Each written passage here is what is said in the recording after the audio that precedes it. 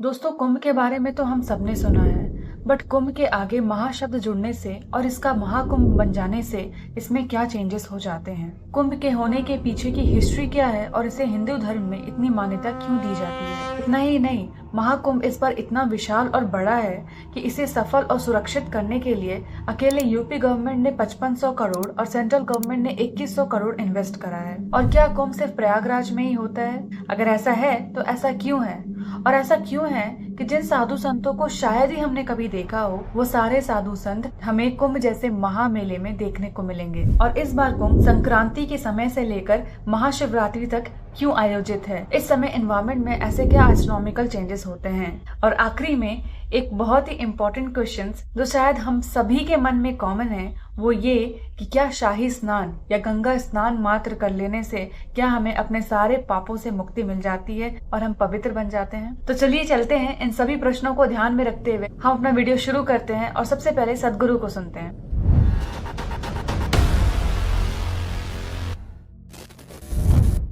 So we must understand what is Kumbh. The word Kumbh literally means a pot or a pitcher. The story is somebody was churning the ocean to get the elixir of life. 12 साल में एक बार स्नान करने का क्या महत्व है? ये योग के एक मूल आयाम से निकला है जिसे भूत शुद्धि कहा जाता है, जिसका अर्थ है हमारे शरीर में पंच तत्वों का शुद्धिकरण। इस ब्रह्मांड में सब कुछ, ये शरीर, पृथ्वी, सौरमंडल, ब्रह्मांड और सृष्टि, सब कुछ बस पंच तत्वों का खेल है। इसलिए यौगिक प्रणाली, योग का मूल रूप भूत शुद्धि है, जिसमें ये माना जाता है कि अगर आप इन 5 तत्वों पर थोड़ी महारत पा लेते हैं तो इससे आप सेहत, खुशहाली, संपन्नता, ब्रह्मांड तक पहुंच, इन सभी आयामों पर भी महारत पा लेंगे। अगर आप सिर्फ इन मूल तत्वों पर महारत पा लें जो आपको वो बनाते हैं जो अभी आप हैं, और हर चीज को वो बनाते हैं जो वो है, तो अगर विज्ञान की बात करें कि कुंभ क्यों मनाया जाता है, कुछ खास अक्षांश और नदियों का संगम क्यों महत्वपूर्ण है, इसके पीछे एक गहरा विज्ञान है।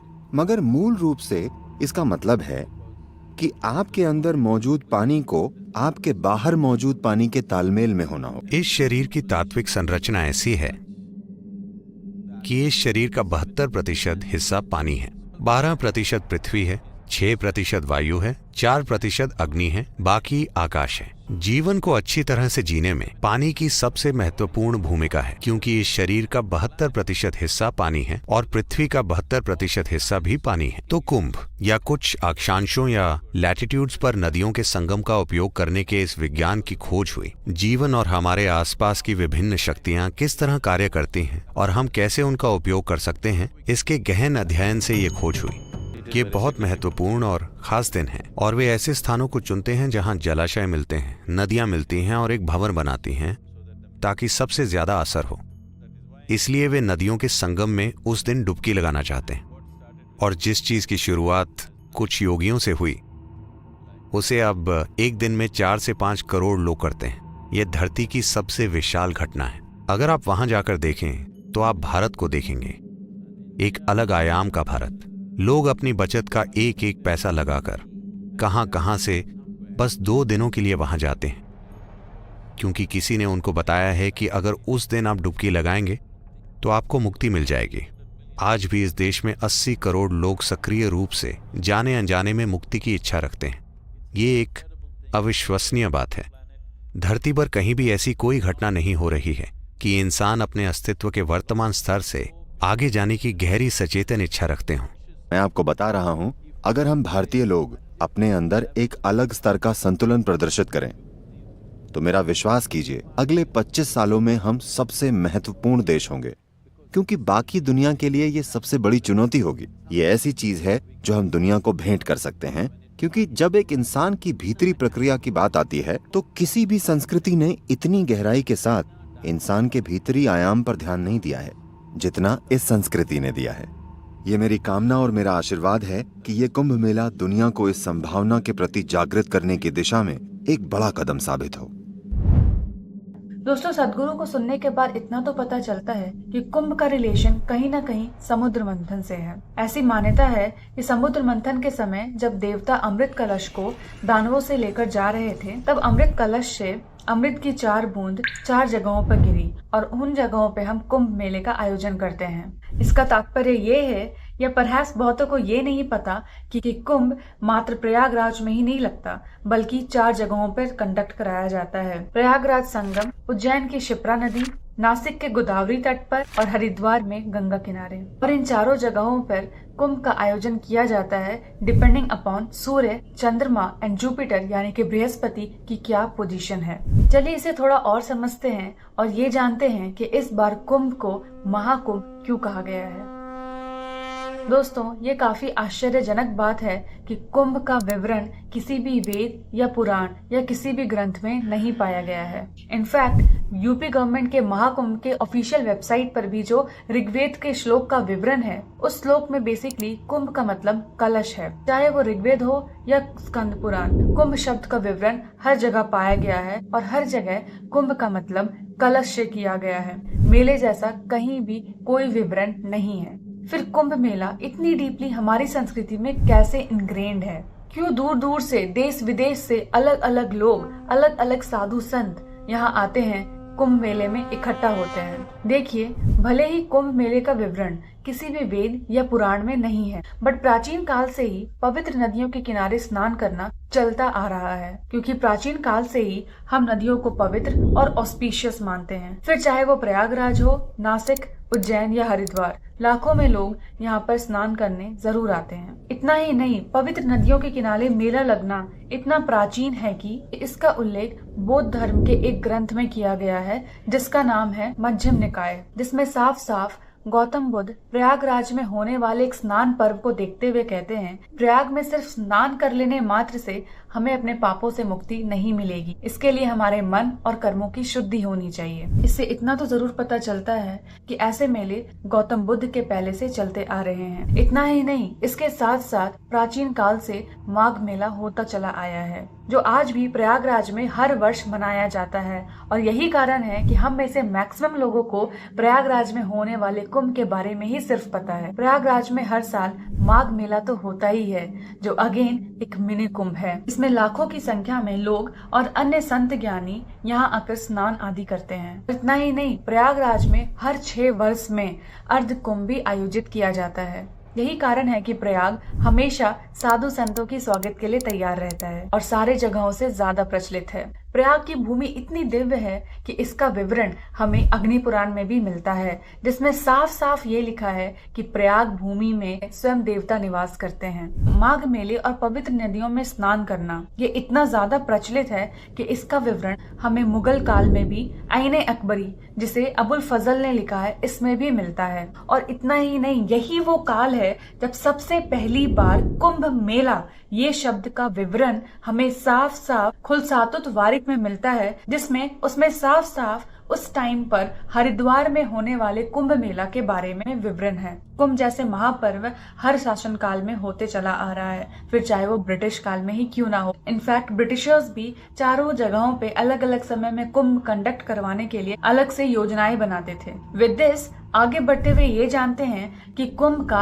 एस्ट्रोनॉमिकल चेंजेस से क्या रिलेशन है। आखिर क्या एस्ट्रोनॉमिकल चेंजेस होते हैं एनवायरनमेंट में जो कुंभ मनाया जाता है, और इस बार कुंभ नहीं महाकुंभ क्यों है, और ये संक्रांति के समय ही क्यों शुरू है। दोस्तों, भले ही कुंभ मेला इस शब्द का विवरण हमें किसी भी पुराण या ग्रंथ में ना मिले हों, बट प्राचीन काल से ही पवित्र नदियों के किनारे स्नान करना ये हर जगह मेंशन है। और इस स्नान का आयोजन तभी होता था जब एनवायरनमेंट में एक पर्टिकुलर एस्ट्रोनॉमिकल चेंजेस या एस्ट्रोनॉमिकल कॉम्बिनेशंस बनते थे। देखिए, इस बार कुंभ नहीं महाकुंभ है। महा इसलिए क्योंकि इस बार कुंभ पूरे 12 कुंभों के बाद 144 वर्ष के बाद आयोजित हो रहा है, और ये प्रयागराज में पूरे 12 वर्षों के बाद हुआ है। देखिए, कुंभ में ये वैल्यू 12 या 12 बहुत इंपॉर्टेंट है, तो इसे ध्यान में रखिए।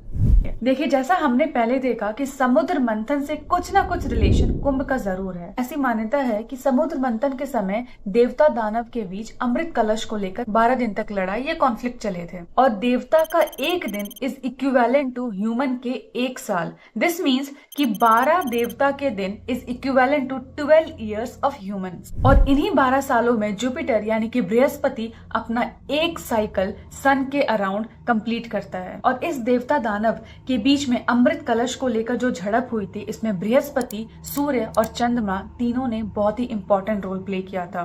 कहा जाता है कि सूर्य ने कलश को टूटने से बचाया, वहीं चंद्रमा ने कलश से अमृत को छलकने से बचाया और बृहस्पति ने इस अमृत कलश को दानवों के हाथ ना लगने दिया। इसलिए माघ मेले या कुंभ मेले के समय जो 4 एस्ट्रोनॉमिकल कॉम्बिनेशंस बनते हैं, जिनके अकॉर्डिंग अलग अलग जगहों पे कुंभ होता है, उसमें जुपिटर यानी कि बृहस्पति, सूर्य और चंद्रमा का की रोल प्रेजेंट है और यही तय करते हैं कि किस जगह कुंभ मेले का आयोजन होने वाला है। जिसका मतलब है कि अगर बृहस्पति मेष राशि और सूर्य चंद्रमा दोनों ही मकर राशि में प्रवेश करते हैं, तब कुंभ पर्व प्रयागराज के त्रिवेणी संगम पर मनाया जाता है। सेकेंडली, जब बृहस्पति कुंभ राशि में एंटर करते हैं और सूर्य मेष राशि में, तब कुंभ पर्व का आयोजन हरिद्वार में गंगा तट पर किया जाता है। थर्ड, जब बृहस्पति और सूर्य दोनों सिंह राशि में जाते हैं, तब कुंभ पर्व नासिक में गोदावरी तट पर मनाया जाता है और इस कुंभ को सिंहस्थ कुंभ कहते हैं। और फाइनली, जब बृहस्पति सिंह राशि में जाते हैं और सूर्य मेष राशि में, तब कुंभ पर्व उज्जैन में शिप्रा नदी के तट पर मनाया जाता है और इस कुंभ को भी सिंहस्थ कुंभ कहते हैं। और इन चारों एस्ट्रोनॉमिकल कॉम्बिनेशंस को देखकर ही कुंभ मेले का आयोजन होता है, जो 12 साल बाद ही होता है, क्योंकि जुपिटर यानी कि बृहस्पति का एक सूर्य साइकिल 12 साल में कंप्लीट होता है। इन चारों एस्ट्रोनॉमिकल कॉम्बिनेशंस का विवरण साफ साफ शिव पुराण और पद्म पुराण में मेंशन है। और अब हम हमारे वीडियो के अंतिम पड़ाव पे आते हैं और सबसे इम्पोर्टेंट क्वेश्चन जानते हैं कि क्या कुंभ मेले का मतलब सिर्फ शाही स्नान है? दोस्तों, कुंभ इतना ऑस्पिशियस है कि 12 साल में जब भी कुंभ को ऑर्गेनाइज किया जाता है, तब अलग अलग साधु संत, चाहे वो 12 साल में कहीं भी हो, जंगल हो या हिमालय हो या पर्वत हो या कहीं भी हो, वो कहीं भी रहें, वो प्रयागराज 12 साल बाद कुंभ में आपस में जरूर मिलते हैं। और सिर्फ स्नान नहीं करते, कुंभ में इसके अलावा भी बहुत सारी चीजें होती है, अलग अलग ज्ञान पे चर्चा होती है, शास्त्रार्थ होता है। अगर इस 12 सालों में उन्होंने कुछ नया ज्ञान प्राप्त किया हो, उन्होंने कुछ नया अनुभव किया हो, तो उसके बारे में भी वो लोग मिलकर चर्चा करते हैं। और अगर किसी को भव्य भारत या इनक्रेडिबल इंडिया देखना है, तो इससे बढ़िया मौका और कहीं नहीं है जब हम भव्य भारत या अपने भारत, असली भारत को देख सके। बट आज के टाइम अगर कोई प्रयाग भूमि जा भी रहा है, तो वो आधे टाइम तो नागा साधुओं के साथ सेल्फी लेने में ही बिता देते हैं। उन्हें ये पता ही नहीं कि इस समय एनवायरमेंट में इतने जबरदस्त और इतनी दिव्य ऊर्जा है कि अगर आप प्रॉपर प्रिपरेशन के साथ जाते हो या सही माइंडसेट के साथ जाते हो, तो आप अनोखी से अनोखी और अद्भुत चीज को एक्सपीरियंस कर सकते हो। फिर चाहे आपको शाही स्नान से पापों से छुटकारा मिले ना मिले, बट अगर आप इन चीजों को एक्सपीरियंस करते हो, तो आपके मन कर्मों की शुद्धि तो जरूर हो जाएगी। और ये शाही स्नान से हम पापों से मुक्त होते हैं या नहीं, ये मुझे नहीं पता, बट ये शाही स्नान इतना ज्यादा दिव्य है कि कहते हैं कि ये शाही स्नान सिर्फ स्नान नहीं है, ये एक ऐसा मुहूर्त है जिसके लिए देवता भी वेट करते हैं और देवता भी इस टाइम प्रयाग भूमि में स्नान करने के लिए आते हैं। तो अब एक छोटी सी साधना सदगुरु के द्वारा देख सकते हैं, जिससे अगर आप कुंभ नहीं गए हो और प्लान कर रहे हो महाकुंभ अटेंड करने का, तो आप इसे कर कर जरूर जाएं, ताकि उस एनर्जी फील्ड का आपके ऊपर मैक्सिमम से मैक्सिमम इम्पैक्ट हो। कुंभ जा रहे हैं, महाकुंभ जो हजारों सालों से होता आ रहा है, तो कम से कम कुछ तैयारी के साथ जाएं। सुबह सूर्य के 30 डिग्री कोण को पार करने से पहले और शाम को भी जब सूर्य 30 डिग्री कोण से नीचे चला जाए, सुबह 21 मिनट और शाम को 21 मिनट आप बस पालथी लगाकर बैठें और पूरे समर्पण के साथ आप बस महामंत्र का जाप करें 21 मिनट, और इसे सही तरीके से करें, क्योंकि ये बड़ा ही दुखद है कि भारत में ही ये विकृत हो गया है। अंग्रेजी भाषा में वो इसे लिखते हैं AUM, लेकिन बोलते हैं ओ नहीं, शिवाय ॐ नमः शिवाय। कम से कम 21 दिन की तैयारी के साथ जाएं या फिर कम से कम 7 दिन की, आप वहाँ कुछ बेहतर ग्रहण करेंगे। क्योंकि हम वहाँ जा रहे हैं किसी धार्मिक जोश के लिए नहीं, हम वहाँ जा रहे हैं क्योंकि वहाँ जीवन का एक विशेष आयाम घटित हो रहा है और हम उसका लाभ लेना चाहते हैं। एंड फाइनली, अगर आप महाकुंभ जाने का प्लान कर रहे हैं या वहां पहुंच चुके हैं तो नागा साधुओं के साथ फोटो क्लिक करवाने से अच्छा है उनके सामने कुछ देर शांत मन से बस बैठ जाएं। शायद हमें पता न लगे बट हमारे अंदर बहुत सारे चेंजेस हो जाते हैं मात्र उनके एनर्जी वाइब्रेशन से। अगर आप योग साधना करते हैं तो आप इसे फील भी जरूर कर सकते हैं। एंड फाइनली, इस वीडियो को क्लोज करते हुए, hope you love the video and found it informative. और अगर आपको ये अच्छा लगा तो इसे प्लीज ज्यादा से ज्यादा लोगों से शेयर करें और इसे लाइक एंड सब्सक्राइब जरूर करें। And up to next, stay safe, healthy, happy and नमस्कार।